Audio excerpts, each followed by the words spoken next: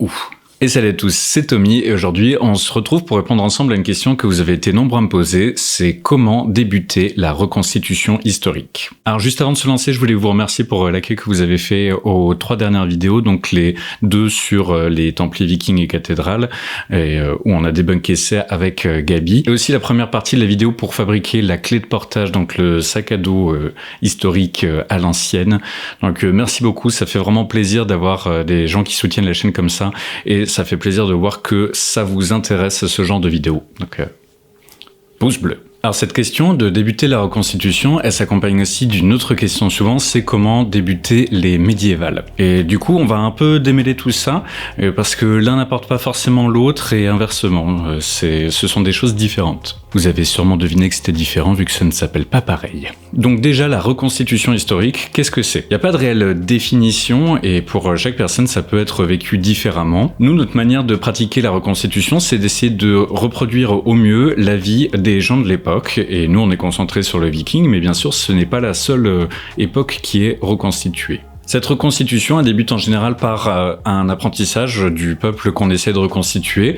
Donc là, par exemple, nous, on est sur le Viking. Donc, ce qu'on a essayé de voir en premier, c'est déjà qui sont les Vikings, quand est-ce qu'ils ont vécu, où ils ont vécu, quelles ont été leurs interactions avec les peuples connexes, et bien sûr, quel était leur mode de vie au quotidien, de manière vraiment terre à terre. Et après, il peut y avoir des subtilités d'un groupe à l'autre, d'une personne à l'autre, aussi d'une période à l'autre, parce que toutes les périodes n'ont pas la même quantité de sources. Et le mot source, c'est le mot important là-dedans, parce que quand on fait de la reconstitution, on essaie de se baser sur des sources historiques. Il y a plein de sources différentes, et je pense qu'on reviendra là-dessus sur une vidéo vraiment dédiée, séparément, parce que là, c'est pas tellement le thème de la vidéo, et je risque de m'égarer un peu trop. Et en plus, j'avoue que j'ai pas préparé de trucs pour en parler.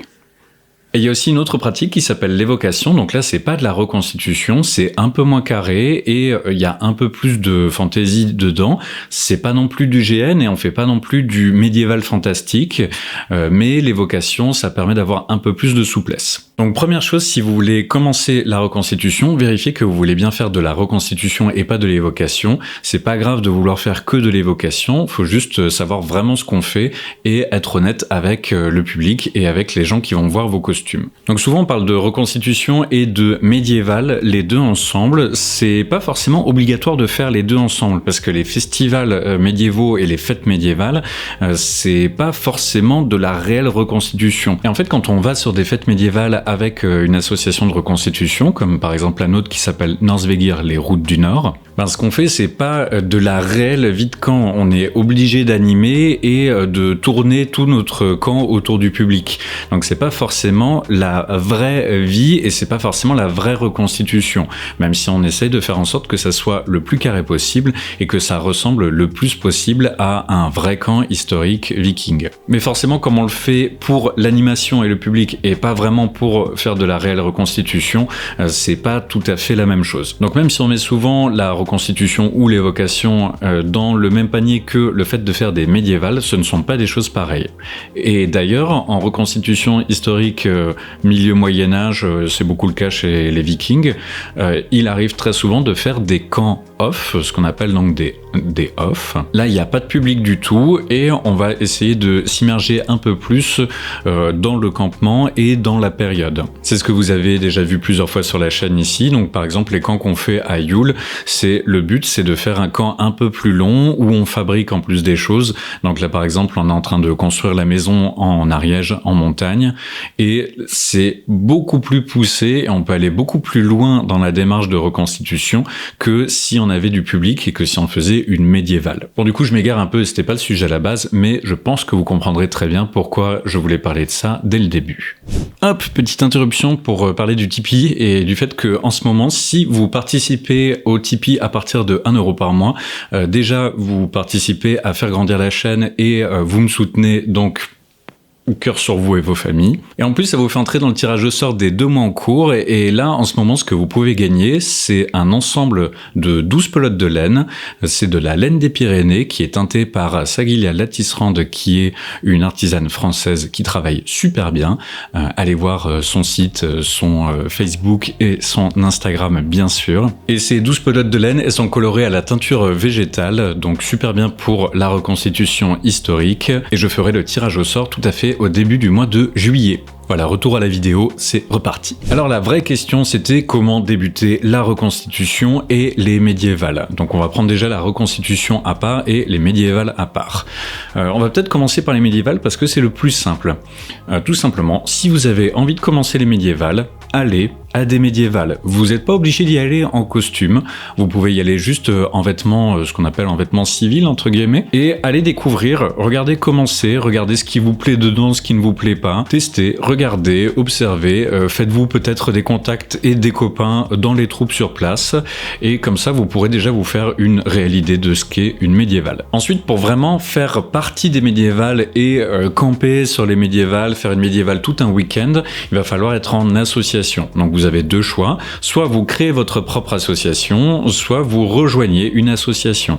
Et nous, ce qu'on avait fait en 2015, si vous avez regardé la vidéo questions-réponses, c'est que on avait créé une association exprès pour commencer les médiévales. Bon, il se trouve qu'à l'époque, il n'y avait pas de reconstitution viking dans notre coin, donc c'est assez bien tombé.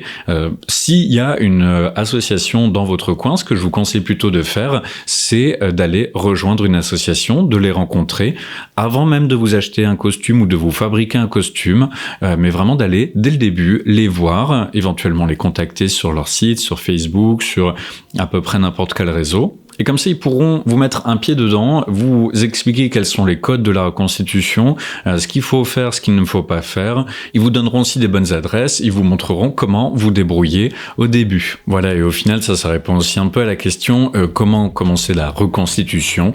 Ben, c'est la même chose, essayez de trouver une troupe et de commencer à pratiquer avec cette troupe-là. Souvent, ça sera le mieux. Mais Tommy, comment rencontrer des gens? Je ne connais personne. Très bonne question, Jean-Ragnar. J'ai justement sélectionné deux sites qui te permettront de trouver les troupes de ta région. On va commencer par le site Idavol, qui est un super site sur lequel il y a plein de choses et ça peut déjà vous permettre de commencer à vous renseigner sur les Vikings avant même d'acheter des bouquins. Sur ce site, il y a un annuaire et notamment un annuaire des associations de reconstitution historique. Donc il y a sur la France et il y a aussi un peu, je crois, sur la Belgique et l'Angleterre. Voilà, c'est ça. Au Canada aussi, très bien en Écosse. Donc vous pouvez aller sur ce site et chercher quelque chose qui soit pas loin de chez vous et vous trouverez forcément une troupe pas trop loin, il y en a quasiment partout en France. Et sinon, il y a aussi le site Les Reconstitutions Historiques. Alors, à mon avis, un peu trop de représentation de période avec des fusils, alors que c'est pas ce qui est le plus représentatif de l'histoire, mais c'est pas grave. Vous allez sur ce site, vous cliquez sur Rechercher. Et vous pouvez sélectionner, donc là vous voyez par exemple, vous pouvez sélectionner Moyen-Âge, période romaine, Gaulo-Celtes, enfin voilà. Et il y en a un qui est pour le viking, vu qu'on parle de viking. Alors il y a marqué moins 800, 1100, c'est pas moins 800 bien sûr, c'est plutôt 800, 1100 en comptant large, en arrondissant. Et si vous cliquez dessus, vous voyez que hop, ça vous sélectionne quelques associations. Il y a par exemple les héritiers de Ragnar, sont des super copains qui sont plutôt axés artisanat, ils font des super trucs, on a déjà fait pas mal de camps en vidéo avec eux. Si on regarde là, il y a Vigamadre, qu'on appelle les Vigamadres la plupart du temps. Ce sont des copains aussi, et eux, ils sont un peu partout, parce qu'on peut voir, voilà, il y en a à Clermont-Ferrand, à Lyon, il y en a ici aussi, donc à Nîmes. C'est pratique d'avoir une association sur plusieurs pôles comme ça. Sinon, voilà, il y a Eliar Sendimader, si vous avez envie de faire du riche, allez chez les Eliar Sendimader, ils sont des super copains, ils sont cool. Si on va vers la Bretagne, on voit qu'il y en a aussi un peu plus, forcément. Côté Bretagne, Normandie, nord de la France, enfin nord-ouest de la France, on remarque que il y a un peu plus de troupes, même si elles ne sont pas forcément toutes indiquées.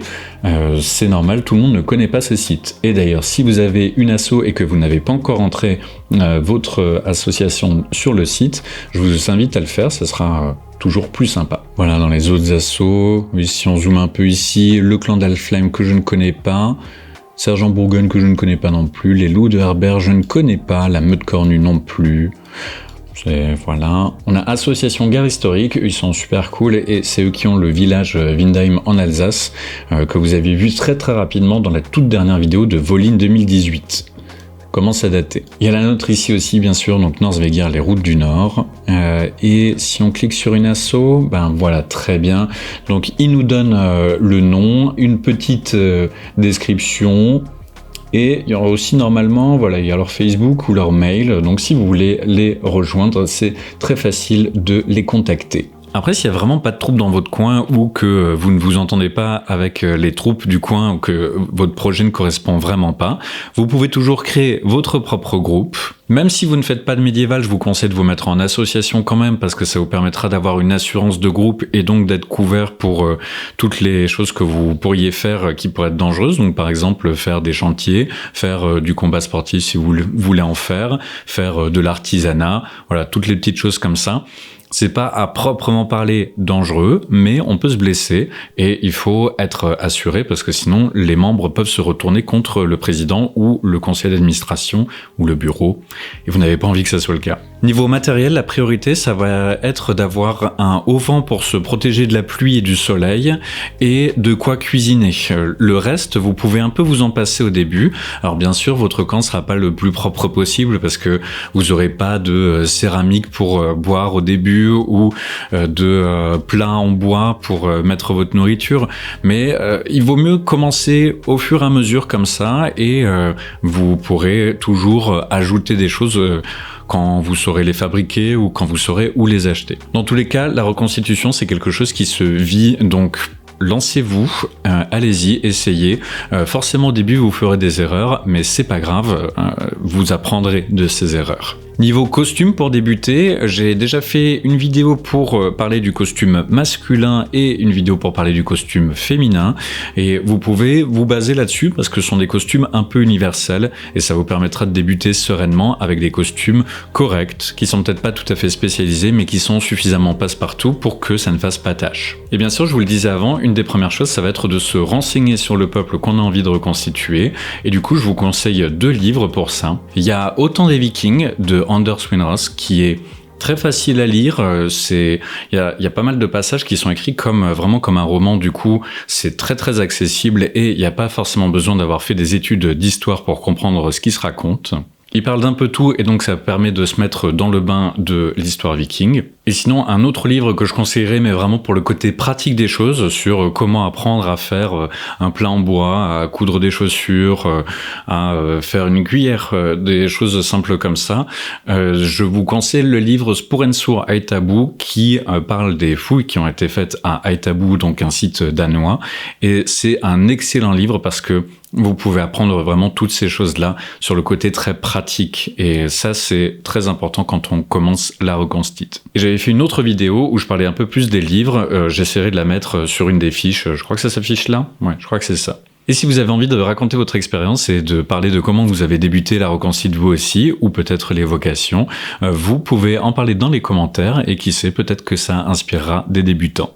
Et bien sûr, je vous invite à vous abonner à la chaîne parce que je continue régulièrement à poster du contenu, donc soit sur des sujets historiques que je prends séparément, j'avais fait ça il y a quelques temps par exemple pour parler du bouclier viking, ou alors ça va être sur des thèmes très pratiques, genre comment fabriquer, là je suis en train de faire la clé de portage, donc le sac à dos, mais ça peut être sur d'autres sujets. Et bien sûr avec Gabi, ma compagne, on filme pas mal de moments historiques où on vit vraiment la reconstitution, donc ça avait été le cas avec des randonnées, c'est aussi le cas avec des camps et ça, si vous avez envie d'apprendre comment faire, ça peut être intéressant de les voir aussi. Au final, c'était pas prévu comme ça, mais on dirait que cette vidéo, c'est une énorme pub pour voir les autres vidéos de ma chaîne. Voilà, ça va être tout pour cette vidéo. J'espère qu'elle vous a plu et si c'est le cas, je vous invite à laisser des pouces vers le haut, bien sûr. N'oubliez pas le Tipeee pour soutenir la chaîne et tenter de remporter les 12 pelotes de laine de l'atelier de Sagilia. Et sur ce, portez-vous bien et à la prochaine. Salut!